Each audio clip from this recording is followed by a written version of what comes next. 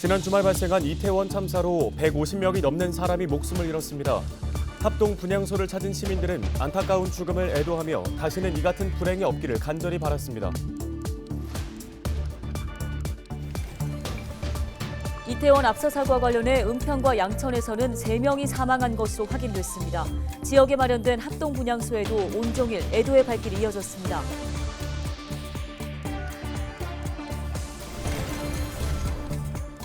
이처럼 서울 시내 한복판에서 최악의 참사가 발생해 시민들의 충격이 큽니다. 사고 피해가 커진 이유가 무엇인지, 또 재발 방지를 위해선 어떤 대책이 필요한지 알아보겠습니다.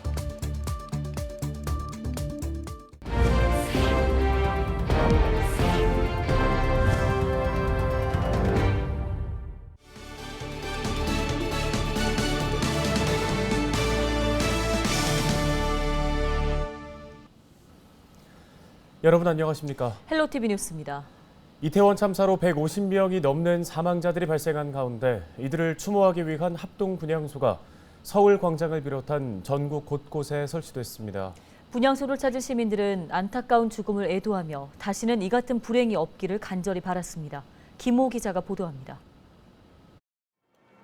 서울 광장에 마련된 합동 분향소.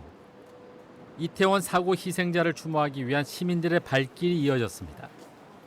안타까운 죽음에 국화꽃 한 송이라도 놓고 싶어 한 걸음에 분향소로 달려왔습니다.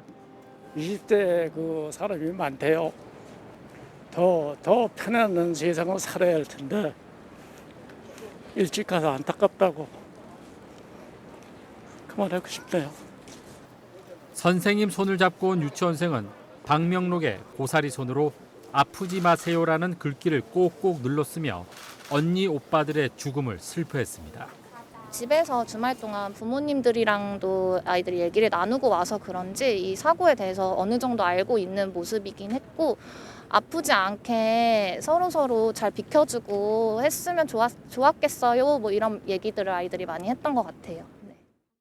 하얀 소복을 입고 온 시민은 미안하다는 팻말과 함께 차가운 바닥에 앉아 젊은이들의 죽음에 원망과 분노를 쏟아냅니다. 이런 나라를 또 우리 후손들한테 물려줘야 된다는 그 자체가 너무 미안합니다. 정말 미안합니다. 이렇게 미안할 수가 없습니다. 죽은 애들한테 부끄럽습니다. 사고 현장과 가까운 이태원역 1번 출구에도 시민들의 헌화가 이어지고 있습니다. 이곳 지하철역 입구에는 보시는 것처럼 시민들이 놓고 간 꽃다발과 술들이 가득히 쌓여 있고, 난간에는 이처럼 미안하고 죄송하다라는 문구가 붙어져 있습니다. 사고 현장을 찾은 시민들은 잠시 걸음을 멈추고 헌화하며 망자의 넋을 기립니다. 아이, 마음이 너무 아프지요. 젊은 애들이 이렇게 다 압사했으니까. 나도 자식 키우는 사람이니까 가슴이 아프지, 사실. 뭐 유가족들이 어떻겠어요. 합동 분향소는 서울 광장과 이태원 광장 등 서울에만 25곳에 설치됐습니다. 오세훈 서울시장과 한덕수 국무총리도 서울 광장 합동 분향소를 찾아 헌화하고 묵념했습니다. 정부는 이태원 참사 사망자 장례비를 최대 1,500만 원 지급하기로 했고, 서울시는 유가족들의 장례 절차를 지원할 전담 공무원을 배치했습니다.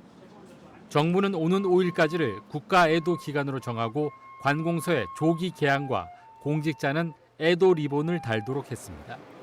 헬로티비 뉴스 김호입니다. 네, 갑작스러운 참사 소식에 서울 광장에 마련된 합동 분향소의 조문 행렬이 이어졌습니다.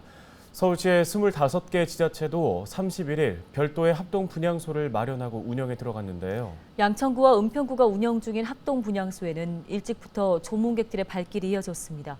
김진재 기자입니다. 고개를 숙이고 묵념하는 사람들.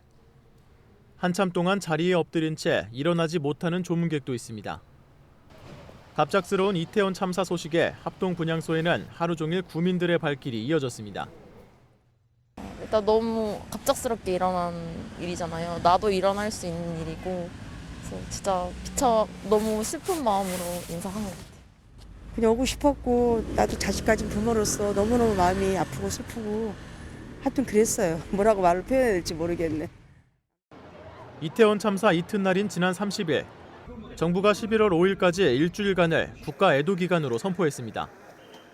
서울 내 25개 자치구는 31일부터 각각 합동 분향소를 설치하고 국가 애도 기간 동안 일반 구민들의 조문을 받고 있습니다. 은평구는 은평문화예술회관 1층에, 양천구는 청사 1층 로비에 합동 분향소를 마련했습니다. 합동 분향소 조문 시간은 매일 오전 8시부터 오후 10시까지입니다. 31일 오전까지 집계된 이태원 참사 사망자는 모두 154명. 신원 확인 결과 은평구에서는 20대 여성 1명이, 양천구에서는 40대 남성 2명이 사망자로 확인됐습니다. 앞서 은평구에서는 구민 2명이 부상자로 분류됐지만 현재는 치료를 받고 귀가했습니다.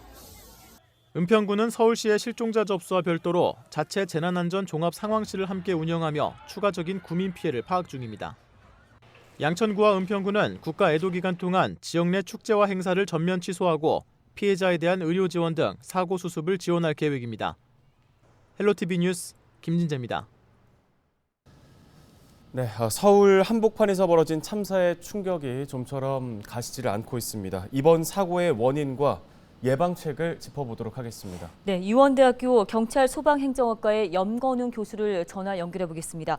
자, 교수님, 먼저 이번 사고 원인을 좀 살펴봤을 때 한꺼번에 많은 사람들이 좁은 곳에 몰렸고 또 사고 지점이 경사로다 보니까 사고 피해가 더 확대됐다, 이런 분석이 있습니다. 어떻게 보십니까? 네, 그 분석이 맞습니다. 일단은 그 지역에 이태원에 당일 10만의 인파가 운집해 있었고요. 그리고 거기서는 이제 지하철역에서 나와서 올라가는 길목인데 거기가 이제 지름길이다 보니까 평소에도 그 인파가 많이 몰리는 지역인데 당일날은 더욱더 많은 그런 인파가 몰렸기 때문에 큰 사고로 이어질 수밖에 없었고요. 그러니까 그 골목길인데 거기에 수용할 수 인원을 넘어섰다라고 보시면 될 것 같고요. 그러니까 한 분이 걸려 넘어지면서 뒤에 분들이 연이어 이어지면서 사람을 압사하는 그런 과정에 이르렀다.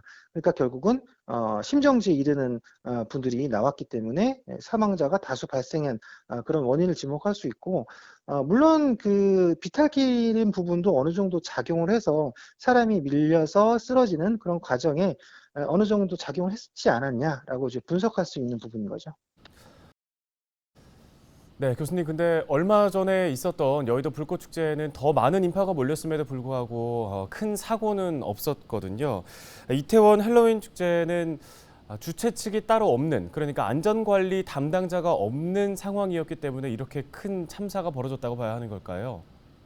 제가 이 사고 초기부터 저도 분석했던 부분이 이게 안전관리 주체가 없더라고요. 그러니까 안전관리 주체가 있다는 것은 많은 의미를 내포하고 있습니다.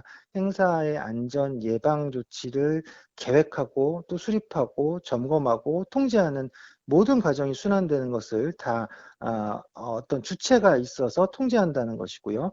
그러면 결국은 거기에 있어서 어떤 안전사고가 발생했을 때는 마찬가지로 그 안전사고에 대해서 그 주체한테 책임을 물을 수 있다라는 거죠. 근데 이제 그런 부분이 불분명했기 때문에 결국은 이 사고에 대한 책임을 과연 누구한테 물어야 되는 것이냐, 이런 문제가 제기될 수밖에 없는 것이고요.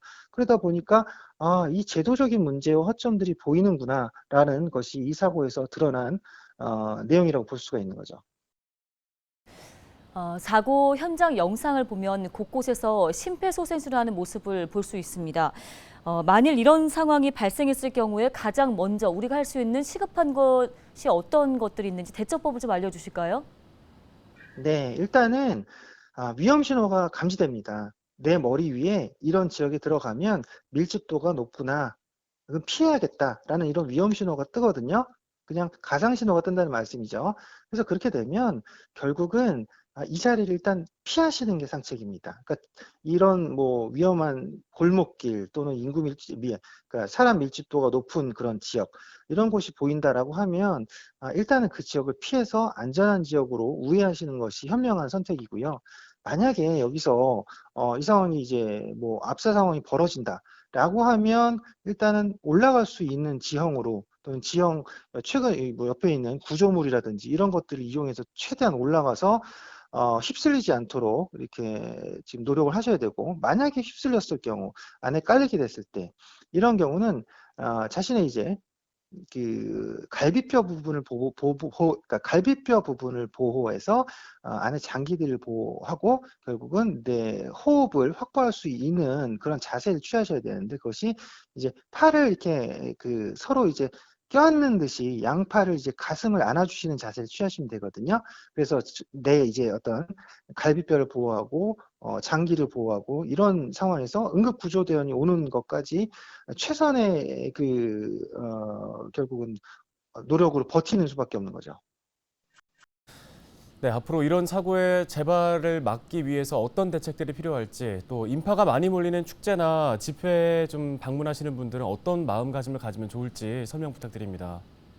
네, 재발 방지 위해서는 당연히 지금 우리 제도 개선이 이루어져야 됩니다. 지금 주체 불분명했던 이런 부분에 어떤 부분에서 이제 행사 주체가 있어야 되는가, 아니면 행사 주체가 없다라고 하면 이건 뭐 지자체 조례를 통해서 관리 감독할 수 있는 방안을 마련한다든지, 아니면 정부가 이런 모든 이런 자발적인 참여 행사에 대해서 주도적으로 관리할 수 있는 시스템을 제도화하고 법제화해가지고 이런 것들을 이제 지자체에 하달을 해가지고 결국 모든 시스템을 관리할 수 있는 이런 제도적인 정비가 필요하다라는 내용을 여실히 보여진 부분이라고 할 수가 있죠. 네, 알겠습니다. 도움 말씀 여기까지 듣겠습니다. 유원대 경찰 소방행정학과 염건웅 교수였습니다. 네, 수많은 젊은이들의 소중한 목숨을 앗아간 이번 이태원 참사가 우리 사회의 구조적 문제 때문은 아닌지 곰곰이 따져봐야겠습니다. 네, 삼가 고인의 명복을 빌며 뉴스 마치겠습니다. 고맙습니다.